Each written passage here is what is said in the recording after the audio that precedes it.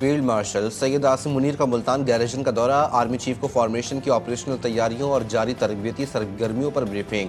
سپہ سالار نے دفاع وطن کے لیے پاک فوج کے عزم کو سراہا اور کہا کہ فوج ہر خطرے سے نمٹنے کے لیے ہر دم تیار ہے۔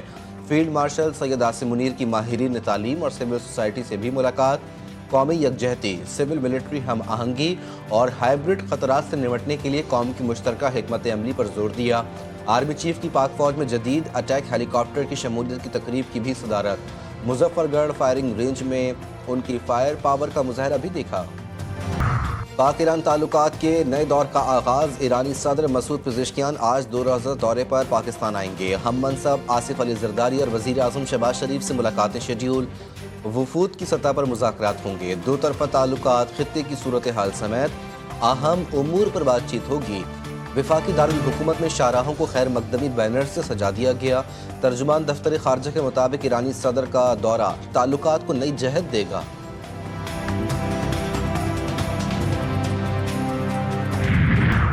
اسلام آباد، راولپنڈی، لاہور اور آزاد کشمیر میں زلزلے کے شدید جھٹکے، پشاور سمیت خیبر پختونخوا کے کئی اضلاع میں زلزلہ، پشاور، سوات، مالاکنڈ، دیر، مردان، ہری پور، ایبٹ آباد، چارسدہ اور کرک اور گردونوا میں زلزلے کے جھٹکے محسوس کیے گئے۔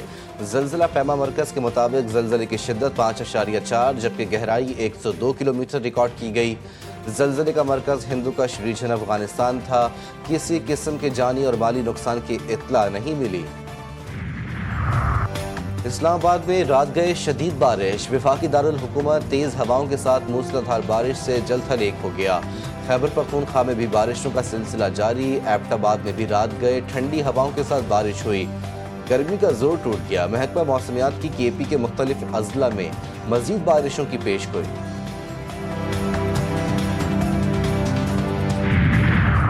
اور سینئر وکیل شمس الاسلام کے قتل میں ملوث ملزم عمران آفریدی کا اعتراف۔ ویڈیو بیان میں عمران آفریدی نے کہا کہ شمس الاسلام نے میرے والد کو قتل کیا جس کا میں نے بدلہ لیا۔ شمس الاسلام اور میرے والد کے درمیان 35 لاکھ روپے کے لین دین کا تنازع تھا۔ شمس الاسلام نے میرے والد کو اغوا کے بعد تشدد کر کے قتل کیا تھا۔ شمس الاسلام نے میرے چھوٹے بھائیوں اور گھر کی خواتین پر بھی مقدمات درج کروائے تھے۔ میں ملک کی موجودہ آئینی، سیاسی اور معاشی صورتحال پر گہری تشویش کا اظہار کیا گیا۔ آج ملک میں بسنے والا کوئی طبقہ اور قومیت مطمئن نہ ہے۔ کسان تباہ حال، تنخواہ دار طبقہ ٹیکسوں کے بوجھ تلے اور کاروباری طبقہ ملک چھوڑ کر اپنا سرمایہ بیرون ملک منتقل کر رہا ہے۔ ملک میں غربت کی شرح میں خطرناک حد تک اضافہ ہو چکا ہے اور اس وقت تقریباً 45% پاکستانی سطح غربت سے نیچے زندگی گزارنے پر مجبور ہیں۔ اپوزیشن کو دیوار سے لگانے کی کوشش، ہائبرڈ نظام ملک سے اپوزیشن کا مکمل خاتمہ چاہتا ہے۔ تمام جماعتوں کے درمیان گرینڈ ڈائیلاگ کیا جائے، ملک کو چیلنجز سے نکالنے کے لیے مشترکہ حکمت عملی کی ضرورت ہے۔ تحریک تحفظ آئین کی آل پارٹیز کانفرنس کا مشترکہ اعلامیہ، بانی پی ٹی آئی اور بشرا بی بی کی رہائی کا مطالبہ۔ اپوزیشن رہنما مستحماز کھوکھر نے دیگر رہنماؤں کے ہمراہ مشترکہ اعلامیہ پڑھتے ہوئے کہا، ملک میں بے روزگاری کی شرح 22% تک پہنچ چکی ہے، ملک میں کاروباری طبقہ سرمایہ باہر لے جا رہا ہے۔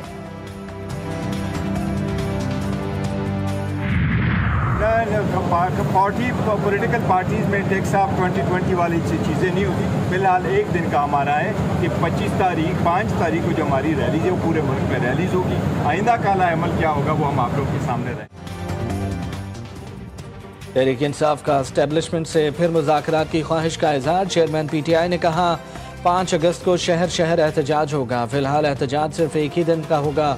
سلمان اکرم راجہ بولے، تحریک انصاف ملک میں حقوق کی جنگ لڑ رہی ہے، فیصلہ سازوں سے التجا ہے کہ وہ پاکستان کے لیے ہم سے بات کریں۔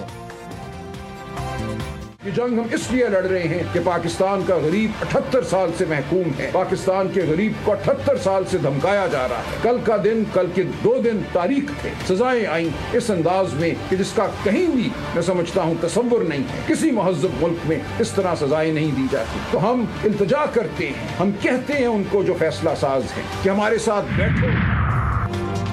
بانی پی ٹی آئی کے بیٹے قاسم اور سلیمان کا ویزوں کے لیے پاکستان ہائی کمیشن سے رجوع۔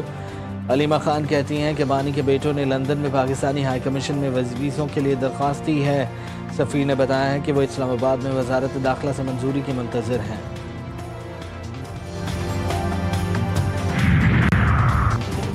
اپوزیشن والے ذہنی بیماری کا شکار، اپوزیشن جماعتوں کے پاس کوئی پالیسی نہیں، اپوزیشن والے عوام کو بے وقوف نہیں بنا سکتے، ناکامی پی ٹی آئی والوں کا مقدر ہے، وفاقی وزیر اطلاعات عطا تارڑ کی لفظی گورباری، کہا تحریک انصاف والے شرطیں لگاتے تھے کہ ملک کب ڈیفالٹ کرے گا، زر مبادلہ کے ذخائر میں اضافہ اور مہنگائی میں کمی ہوئی، حکومتی اقدامات سے معیشت درست سمت میں گامزن ہے۔